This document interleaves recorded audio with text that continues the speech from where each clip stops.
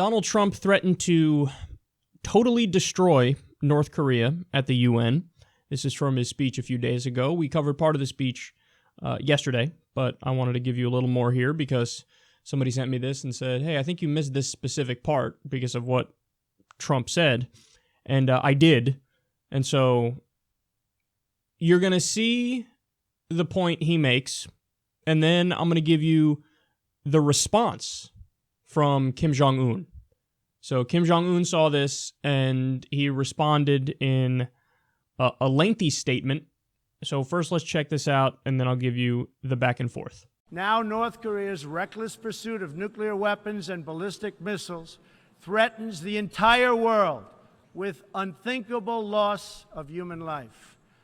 It is an outrage that some nations would not only trade with such a regime, but would arm, supply, and financially support a country that imperils the world with nuclear conflict.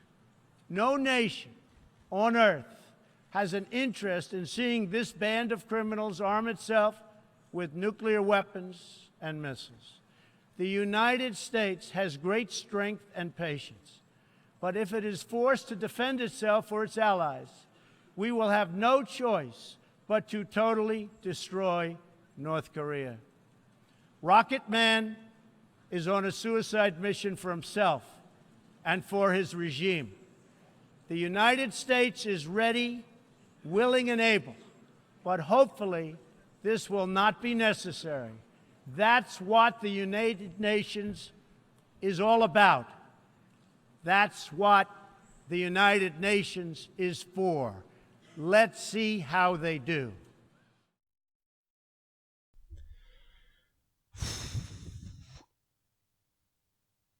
I wouldn't have said that. I don't think it's a good idea to say that. He's like not capable of being level-headed and doing diplomacy. And when I hear talking like that, it strikes me as so selfish because he's trying to be Mr. Macho Man and like draw a line in the sand and I'm really tough. Look at me. Yeah, I'm a strong guy, aren't I? But in the process of doing that, you're escalating this conflict. And think of like a random single mother in Arkansas working to feed her family and keep the lights on, busting ass, and like just trying to get by. And all the people in the country just going about their daily business and taking care of their responsibilities. And then you have the person who leads us, who represents the United States of America, and he goes to the UN and threatens to, quote, totally destroy a sovereign nation. Don't do it, man. I just wouldn't do it because you're escalating needlessly. Now, there are all the caveats and the hedges there. And, oh, I hope it doesn't come to this. And, you know, you have to sprinkle that in. But I wouldn't.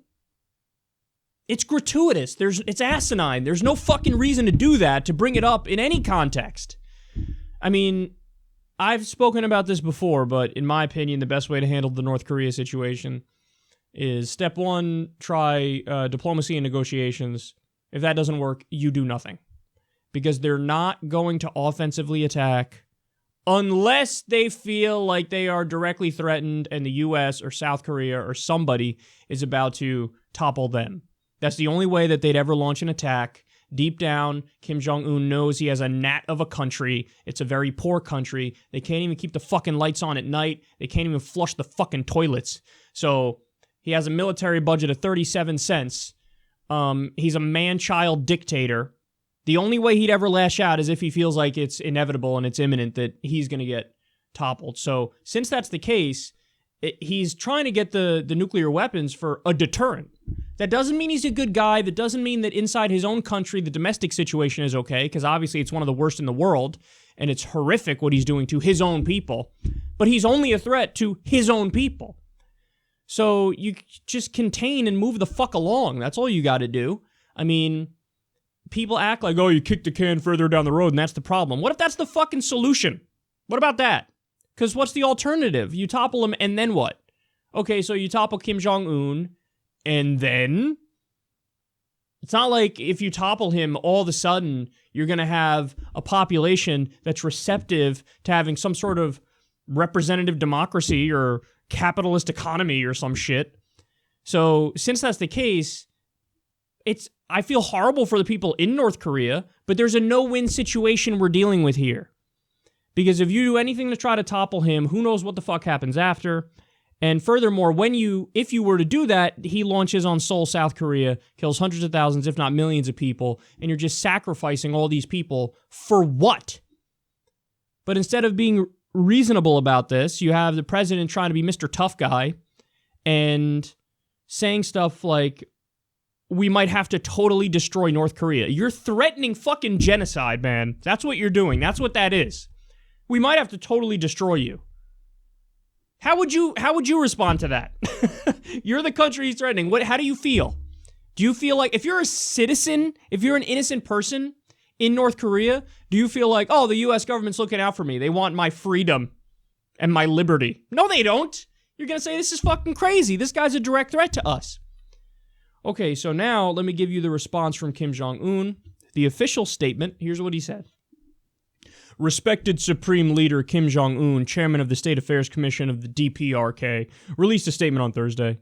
The full text of the statement reads, the speech made by the U.S. President in his maiden address on the UN arena in the prevailing serious circumstances in which the situation on the Korean Peninsula has been rendered tense as never before and is inching closer to a touch-and-go state, is arousing worldwide concern.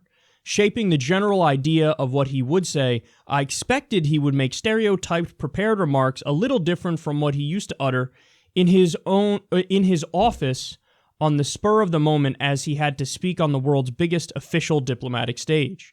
But far from making remarks of any persuasive power that can be viewed to be helpful to diffusing tension, he made unprecedented rude nonsense one has never heard from any of his predecessors. A frightening dog barks louder. I'd like to advise Trump to exercise prudence in selecting words and to be considerate of whom he speaks to when making a speech in front of the world. The mentally deranged behavior of the U.S. president openly expressing on the UN arena the unethical will to totally destroy a sovereign state beyond the boundary of threats of regime change or overturn of social system makes even those with normal thinking faculty think about discretion and composure. His remarks remind me of such words as political layman and political heretic, which were in vogue in reference to Trump during his presidential election campaign. After taking office, Trump has rendered the world restless through threats and blackmail against all countries in the world. He is unfit to hold the prerogative of supreme command of a country, and he is surely a rogue and gangster, fond of playing with fire rather than a politician. His remarks, which describe the U.S. option through straightforward expression of his will, have convinced me, rather than frightening or stopping me, that the path I chose is correct, and that it is the one I have to follow to the last. Now that Trump has denied the existence and insulted me and my country in front of the eyes of the world and made the most ferocious declaration of a war in history, that he would destroy North Korea, we will consider with seriousness exercising of a corresponding highest level of hardline countermeasure in history. Action is the best option in treating the dotard who, hard of hearing, is uttering only what he wants to say. As a man representing the DPRK and on behalf of the dignity and honor of my state and people on my own, I will make the man holding the prerogative of the supreme command in the U.S. pay dearly for his speech calling for totally destroying North Korea. This is not a rhetorical expression loved by Trump. I'm now thinking hard about what response he could have expected when he allowed such eccentric words to rip off his tongue. Whatever Trump might have expected, he will face results beyond his expectation. I will surely and definitely tame the mentally deranged U.S. dotard with fire. So everything's going very swimmingly. Everything's going well.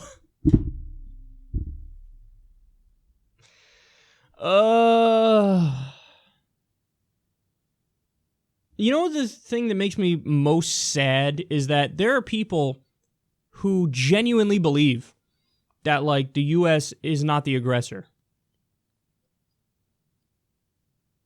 How ignorant do you have to be to believe that? I mean, just look at the facts, man. Look at the facts. The United States, post-World War II, has been the poster boy of imperialism. We're the ones who invade sovereign nations, topple the governments, democratically elected governments oftentimes, put in puppets who represent our will, the will of U.S. corporations. I mean, they're barely trying to even keep it a fucking secret anymore. You know, there used to be some sort of pretense of humanitarian intervention. Now they're not, they're just like, yeah, whatever. Rex Tillerson, the Secretary of State, literally said that recently. He's like, yeah, we're going to stop the whole human rights shtick and tap dancing about how we care about human rights. So in other words, previous administrations would act in an imperialistic way, but would have the veil of, no, we're doing this because we care about human rights and altruism and justice and we're being the world police. That's why we're doing it. Rex Tillerson's like, yeah, who are we kidding?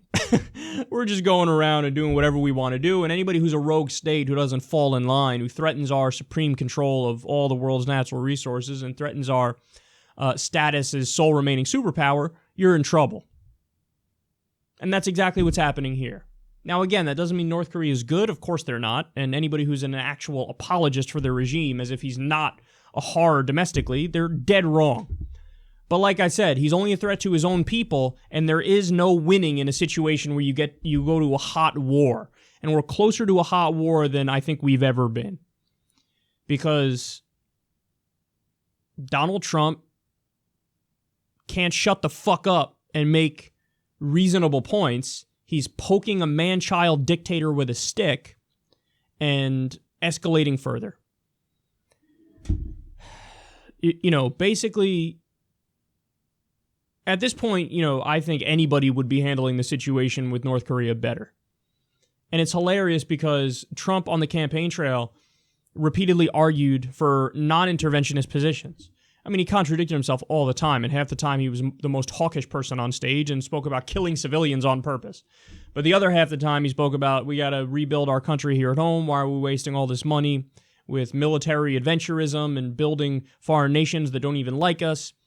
And ever since he's been elected, that's out the window, and he's listening to the generals, he's listening to the neocons, he's caving to the deep state. He is the ultimate status quo establishment politician who's furthering the will of the foreign policy establishment and is more hawkish than even the most hawkish of hawks. So this is the situation that we're in. And again, the thought that keeps popping in my mind is how dangerous this is. This is so dangerous, and regular Americans are just trying to live their life and get by, and there's a threat of a super dangerous hot war that wipes out hundreds of thousands, if not millions of people, because these clowns don't know how to act like adults.